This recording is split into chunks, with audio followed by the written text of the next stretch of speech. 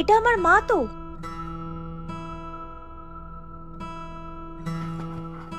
আপনি ঠিক আছেন? হ্যাঁ, আমি ঠিক আছি। না না, আপনাকে দেখে একদমই ঠিক লাগছে না। আপনার জামা কাপড়ের এই অবস্থা। আপনি আমাকে বলুন, আমি কি আপনাকে সাহায্য করতে পারি? আপনি আপনার বাড়ির ঠিকানাটা দিন, আমি আপনাকে বাড়ি পৌঁছে দিয়ে আসছি। আমার বাড়ি? আমার কোনো বাড়ি নেই। এই বুড়ো মায়েদের কোনো বাড়ি হয় না। আপনি এইভাবে বলছেন কেন?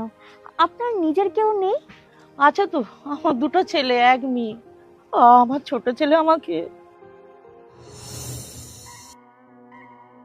শোনো মা, তোমাকে আমি আর রাখতে পারবো না। তোমার পেনশনের হাফ টাকা তোমার বড় ছেলেকে যদি পাঠাও, তাহলে তুমি তোমার বড় ছেলের কাছে গিয়ে থাকো। এই অবস্থায় কোথায় যাব বাবা? কোথায় যাবে আবার? তোমার বড় ছেলের কাছে যাও। আমি তোমাকে রাখতে পারবো না। তোমার খাওয়া খরচ, ওষুধ খরচ এইসব আমি করতে পারবো না। আপনার বড় ছেলে, তার কাছে যাননি? গিয়েছিলাম তো আমার বড় ছেলের কাছে। বৌমা, তুমি একবার আমাকে বাবুর সাথে কথা বলতে দাও না। দেখুন মা, আপনার ছোট ছেলে বাড়ি থেকে তাড়িয়ে দিয়েছে বলে আপনি আপনার বড় ছেলের কাছে চলে আসবে? এটা কোনো কথা হলো? আপনাকে আমরা রাখতে পারবো না। আপনার ব্যবস্থা আপনি যা খুশি করুন। তোমরা যদি আমাকে বুড়ো বয়সে ঘর ছাড়া করো, তাহলে আমি কোথায় যাব?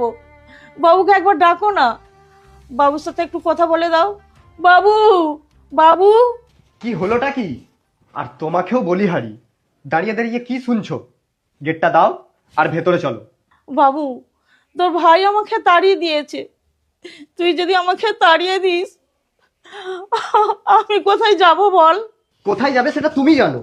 তোমাকে যখন আমি বলেছিলাম তোমার পেনশনের পুরো টাকাটা আমাকে দিয়ে দিতে, তখন তুমি শুনেছিলে? তাহলে আমি এখন কেন শুনবো? চলো ভেতরে চলো। বাবু, আমার কথাটা শোন। বাবু, এই বাবু, বাবু বলে কতবার ডাকলাম, দরজায় ধাক্কা মারলাম, শুনলো না আমার কথা। জানো তো, তোমার মতো আমার একটা মেয়ে আছে। আমার মেয়ে আমাকে খুব ভালোবাসে। সে যদি জানে আমি এই অবস্থা আছি, বিদেশ থেকে ছুটে আসবে। কিন্তু আমি তাকে জানাতে চাই না। ওর তো বিয়ে হয়ে গেছে, তার তো একটা সংসার আছে। বিয়ে হয়ে গেছে তো কি হয়েছে মা? তুমি আমাকে একবারও জানাতে পারলে না? পায়ে, তোকে কতদিনের পর দেখলাম।